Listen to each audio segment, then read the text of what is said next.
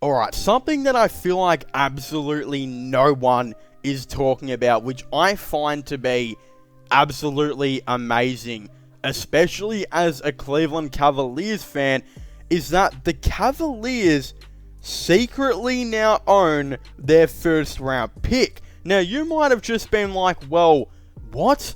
Didn't the Cleveland Cavaliers trade away a first round pick, Ricky Rubio, and 2 second round picks for Caris LeVert? Well, yeah, you would be right, except there's a catch.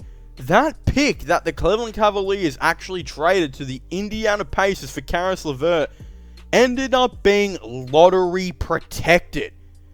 Yeah, I kid you not, that first round pick ended up being lottery protected. That means if the Cleveland Cavaliers bet the Atlanta Hawks and actually made the playoffs, right, just one game, if the Cleveland Cavaliers won one more game for the season, they would no longer own their first round pick, and the Indiana Pacers would have been going into the draft with, let's just say, pick 15 and 16. Pick 15 or 16, granted, the Cavaliers lost to the Miami Heat.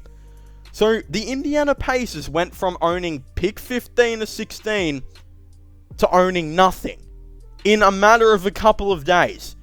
I just find that one of the most bizarre things that no one is talking about right now. And what's absolutely crazy is this, by this time this year, every single Cavaliers fan would be talking about who is the Cavaliers going to draft next, who's going to be the new guy that the Cavaliers take. But because the Cavaliers nearly made the playoffs and, of course, made that big move to bring in Caris LeVert, who, might I add, was not very good for them, I think everyone's just forgotten that, yeah, the Cavaliers now have their first round pick. And it's time to talk about who the Cavaliers should draft, baby. Let's go. We've got a lot of players we need to be getting into. But again, I thought I'd just make this video as well to just talk about it, because, like, what is going on? Out of nowhere, the Cavaliers now have the 14th overall pick, when a couple of days ago, they didn't even own a pick in the first round pick or in this draft. I'd also like to talk about that the Indiana Pacers now traded Caris LeVert away for 2 second round picks, and I believe one of them was like the Cavaliers second round pick, which is like 45 or something like that, which is just useless. So essentially they traded, I think, Caris LeVert away for pick 32 and 45. Yeah, a dude that was balling out for them, they just gave away for nothing.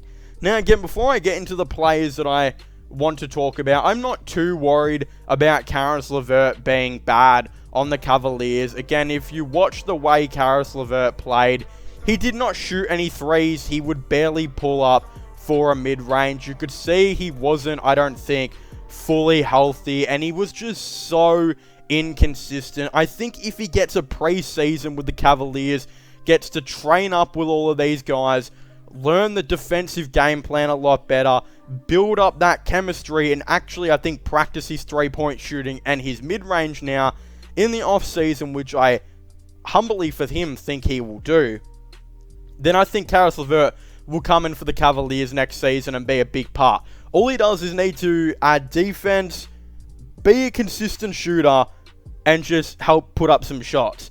But again, with the Cavaliers reportedly bringing back Colin Sexton now to, I think, be their backup point next year, and I say backup point guard very lightly because he'll probably be their backup point guard or shooting guard, but will still play 32 minutes a game because they've always got injuries to their guards, and he'll probably start half of them anyway.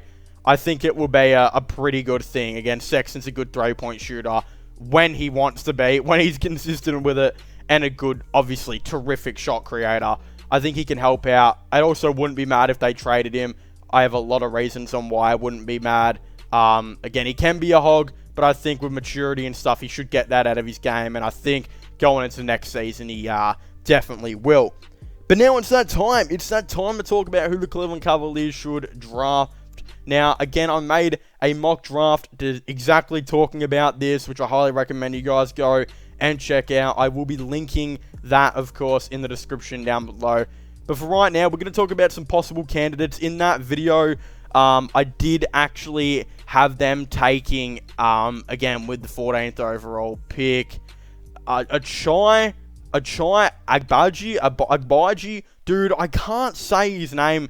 I've heard 14 different people say it, and it's just really, really hard. We got Achai Agbaji, who is ranked the 13th best player in the class. I've got the Cavs taking him at 14th.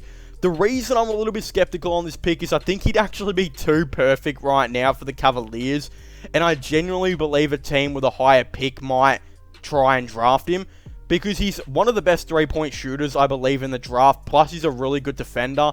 I think he's an alright shot creator, but his shot creation has looked a lot better than probably what it is, because I think he's a 20-year-old. Again, yeah, he's actually 1 year older than most players who will be getting drafted, which I also think fits into the Cavaliers scheme, because I don't feel like the Cavaliers need to go extremely young. They can take a more experienced dude than I are now, and I think he would help out. Again, he adds that defense that JB absolutely loves, and he gives the three-point shooting that the Cavaliers desperately need. We know that there's going to be a big change next year with the three-point shooting.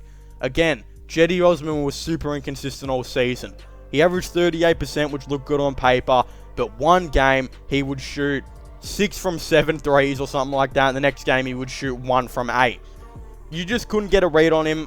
They might be looking to trade him, I'm not too sure, especially as like a salary match contracts or something like that. They really need a center, so they might actually do that. So you lose an alright three-point shooter there.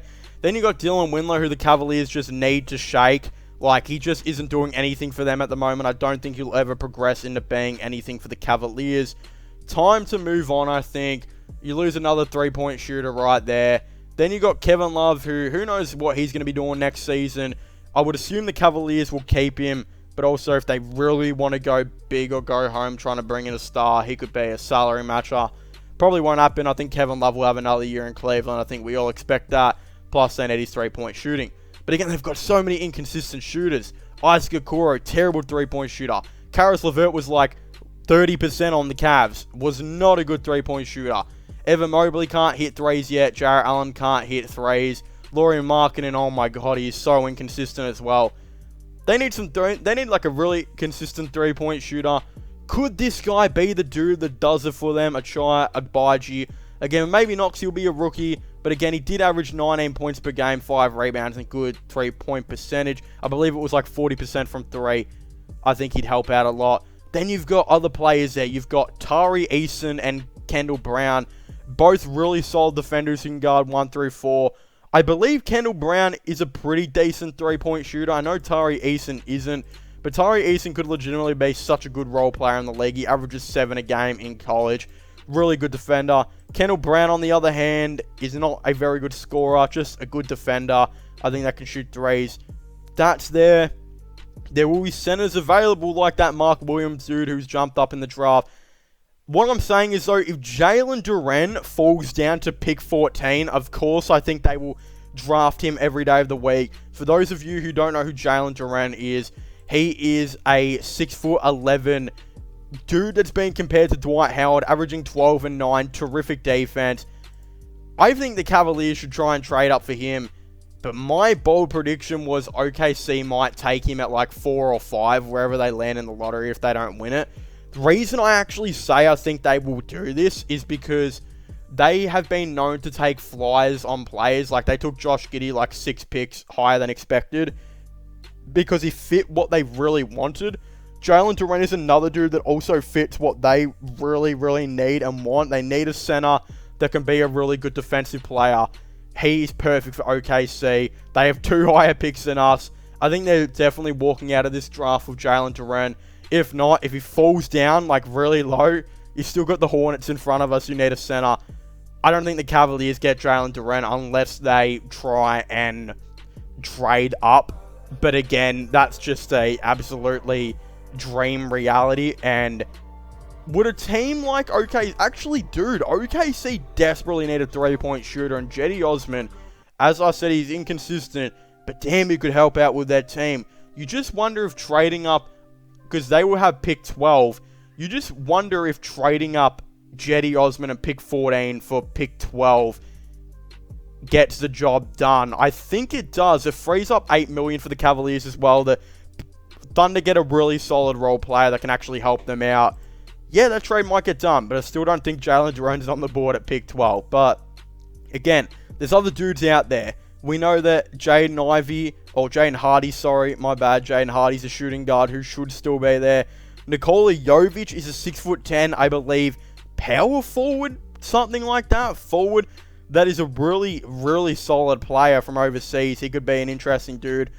Patrick Baldwin Jr. is there. They could maybe try and, trade down here and there as well. Who knows what they're going to be doing. I don't think the Cavaliers will be trying to trade down. I don't think they need a bunch of picks. They'll probably be trying to go for quality over quantity, especially in this draft. They don't need more players. They will sign other players in free agency and trade for those dudes who they need. But yeah, who knows who's going to be available at 14. It's a really hard pick to talk about. Imagine if the Cavaliers won the lottery, though, and got top 5. Of course, that would most likely never happen, but it would be absolutely hilarious in my opinion. But of course, if you haven't already, please make sure to leave a like and comment your thoughts and opinions down below. Did you guys know that the Cleveland Cavaliers actually had a lottery pick this year?